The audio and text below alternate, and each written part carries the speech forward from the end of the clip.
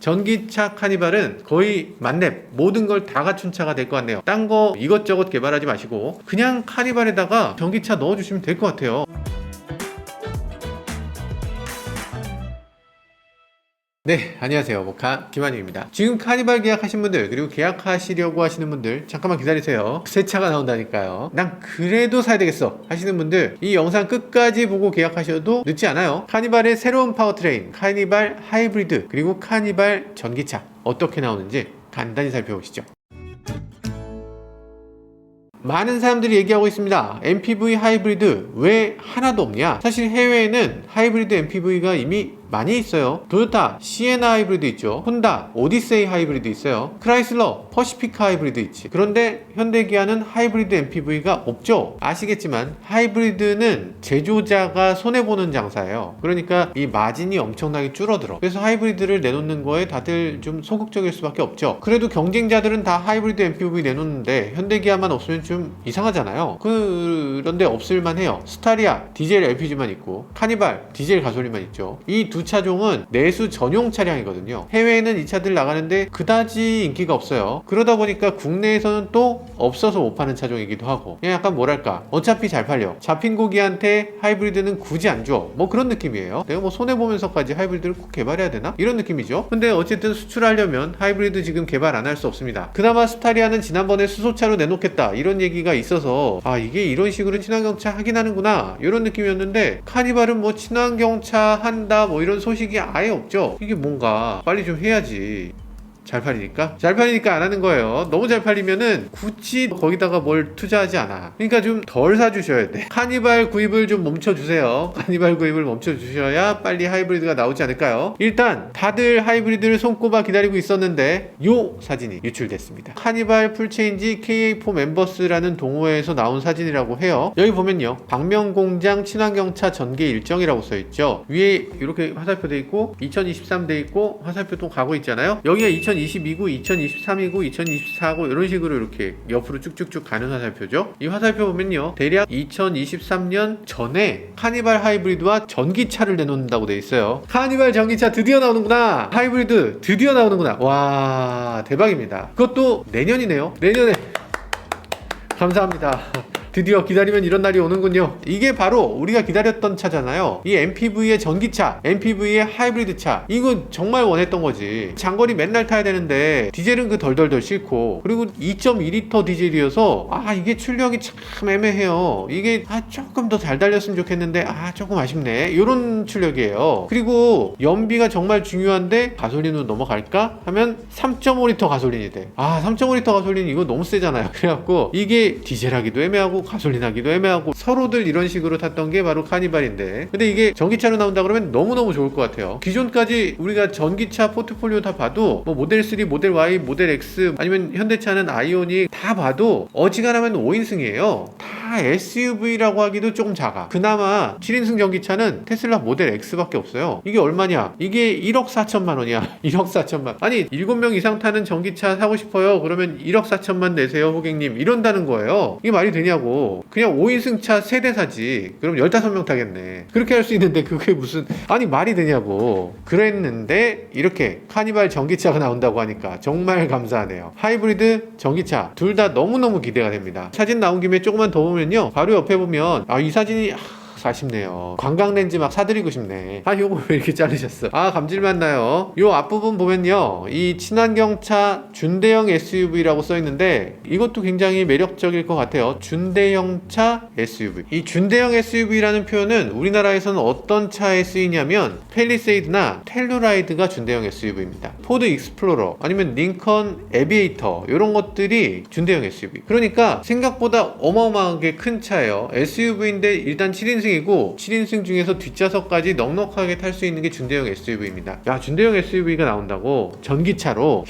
이게 앞부분 잘 보면요, 전에 요 영상 보시면 나오는 요 EV7 스파이샷하고 비교해보면 이게 EV7인가 보다. 이게 EV7이 곧 나오네요. 2023년, 그러니까 내년 아니고 내후년에 나온다고 하네요. 기대되는데요.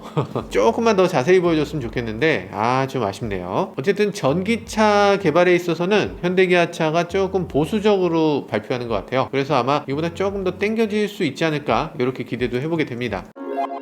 네, 카니발 전기차가 나온다고 하면 사실 굉장히 여유로워지겠죠. 그러니까 보통 EV6나 뭐 이런 차들 보면 차 크기가 이게 큰 것도 아니고 작은 것도 아니고 SUV도 아니고 세단도 아니고 이게 약간 애매한 면이 있어요. 왜냐면 이 배터리 팩의 크기가 일단 기본적으로 커. 그러니까 휠베이스를 무조건 3000mm 정도의 휠베이스를 가져가야 되고, 그리고 또 폭도 엄청나게 넓어져요. 배터리 팩 자체가 엄청 크니까 그 큰 배터리 팩을 갖고 있어야 되고, 그리고 거기다가 그 배터리 팩이 이 너비만 넓은 게 아니고 높이도 있어요. 그러다 보니까 이 위에 시트랑 바닥이랑을 다 올려야 되는 거죠. 전체적으로 차가 SUV 스타일이 될 수밖에 없는데, 그러다 보니까 스포츠카기라기도 조금 어정쩡하고 그런 느낌이어서 이 카니발 같은 자동차, 이렇게 큰 자동차는 배터리 팩을 일단 큰 걸 넣을 수 있잖아요. 높이도 어느 정도 여유가 생기고, 그러다 보니까 카니발 전기차가 나오게 되면 일단 배터리 팩이나 주행 거리나 출력이나 이런 것들을 훨씬 더 여유롭게 사용할 수 있을 걸로 보입니다. 그렇지만 이 플랫폼 공유가 중요하기 때문에 실제로 아마 뭐 77kg짜리 EV6에 들어가는 이 배터리 팩 300마력대의 이런 출력, 이런 것들을 그대로 유지하지 않을까, 이런 생각이 들기도 하네요. 자, 그래서 카니발이 어떤 식으로 전기차를 내놓을지 이것에 대해서 아직 확정되어 있진 않은데요. 어떤 식으로 내놔도 지금의 카니발보다 훨씬 더 매력적인 자동차가 되고, 세금이라든지 아니면 연료비라든지 이런 것들에서 엄청난 이점을 갖게 될 거라는 건 분명히 보이네요.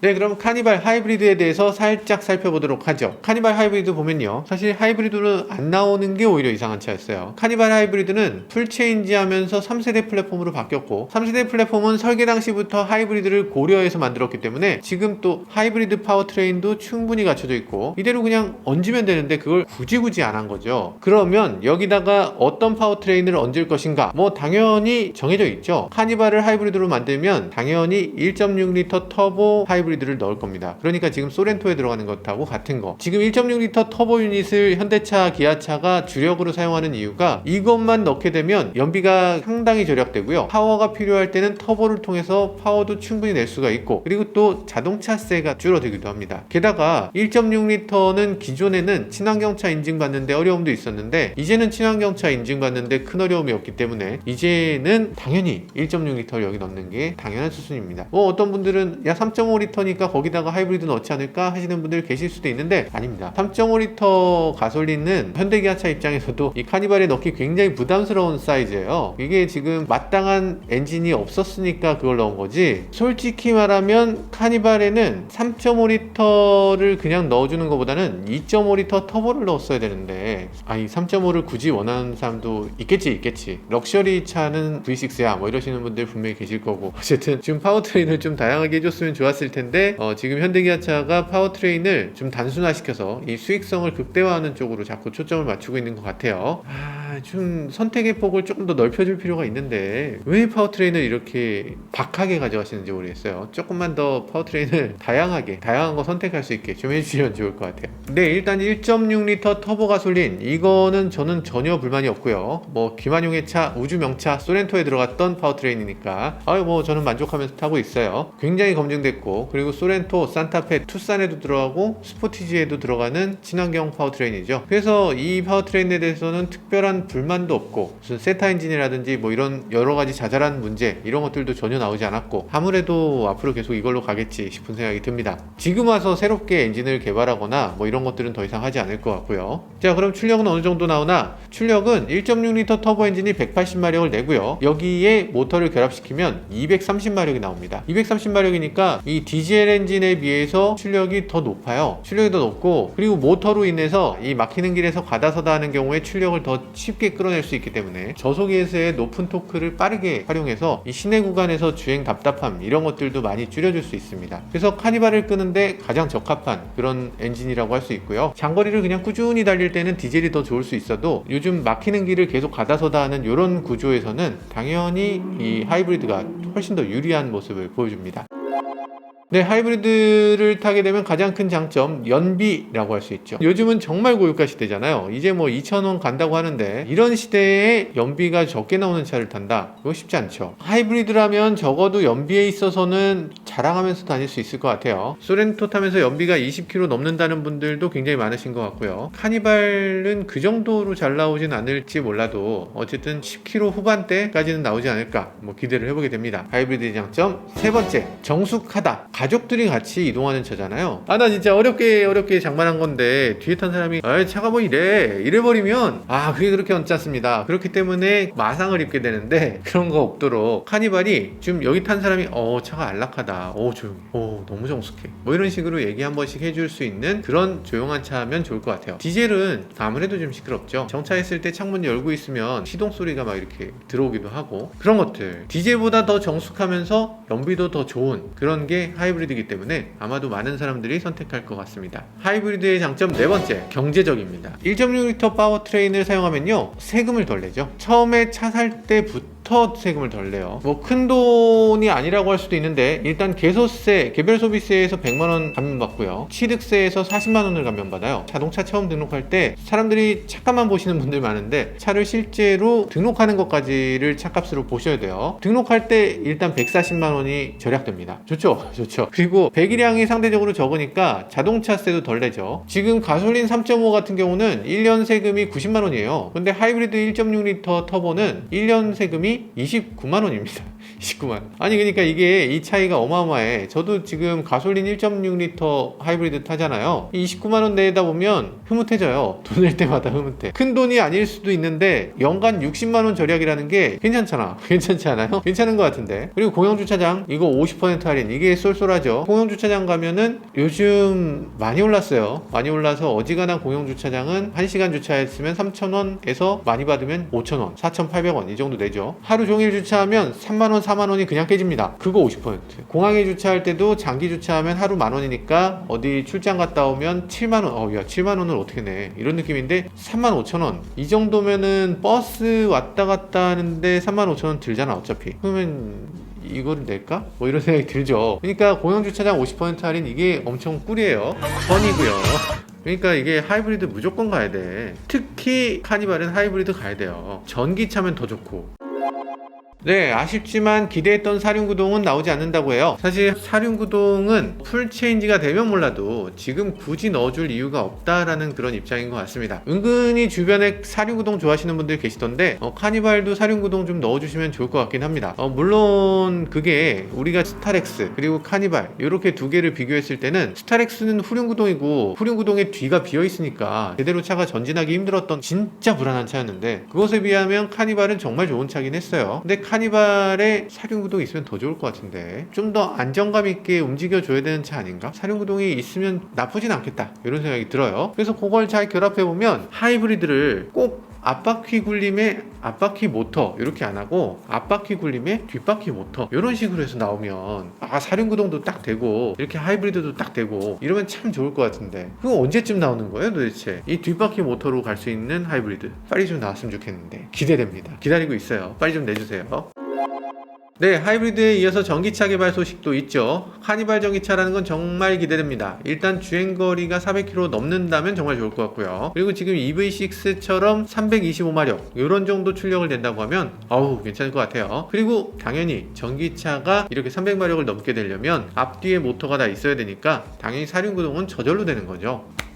훌륭합니다. 전기차 카니발은 거의 만렙 모든 걸 다 갖춘 차가 될 것 같네요. 달리기 성능이면 달리기 성능, 정숙성이면 정숙성, 사륜구동은 사륜구동, 등등등 모든 면에서 이 이상 가는 차는 없을 것 같아요. 딴 거 이것저것 개발하지 마시고 그냥 카니발에다가 전기차 넣어주시면 될 것 같아요. 지금 루시드에서 그래비티라는 차를 내놨는데, 지금 루시드 그래비티를 보면 SUV와 MPV의 그 중간적인 자동차거든요. 카니발이 사실 그 자리에 딱 들어가면 좋은데 카니발 빨리 전기차로 해서 그 자리, 지금 루시드 그래비티 가 지금 차지하려고 하는 그 자리를 쏙 들어가주면 그럼 너무 좋을 것 같아요. 진짜 많은 사람들이 탐내고 있는 자리거든요. 조금만 노력해주면 좋을 것 같습니다. VIP 모시거나 가족들 태우거나 이럴 땐 정말 조용하고 정말 편안하고 정말 안락한 자동차가 되고, 스포츠 버튼을 딱 누르면 바로 그냥 힘 좋게 막 이렇게 달릴 수 있는 그런 차로 변신해주면 좋겠어요.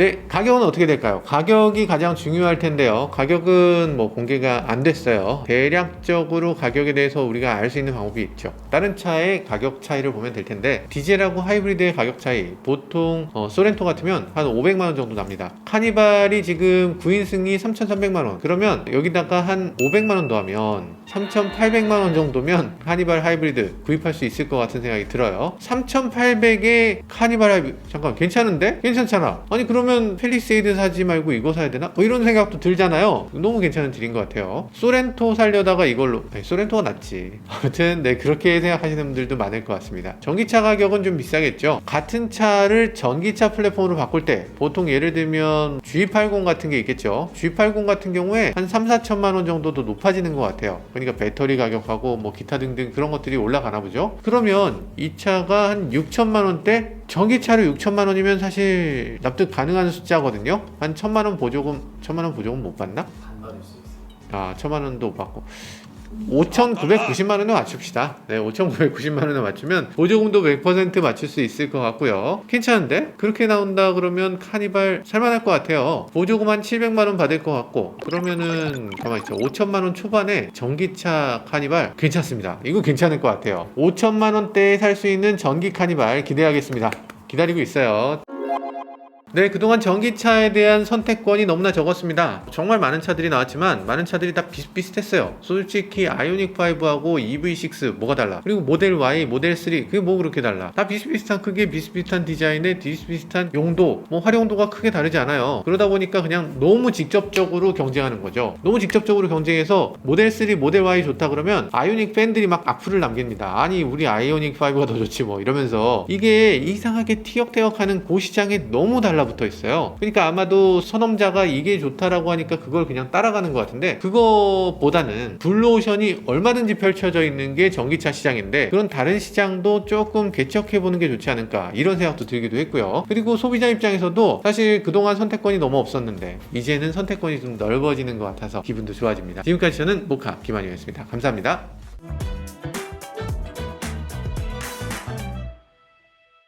법카니발, 전기 법카니발 사는 거야? 11인승으로 사게 되면 우리 회사 직원들 다 갈 수 있다. 한 번에 다 탈 수 있다. 와, 우리 회사 직원 10명인데 야, 가능하겠는데?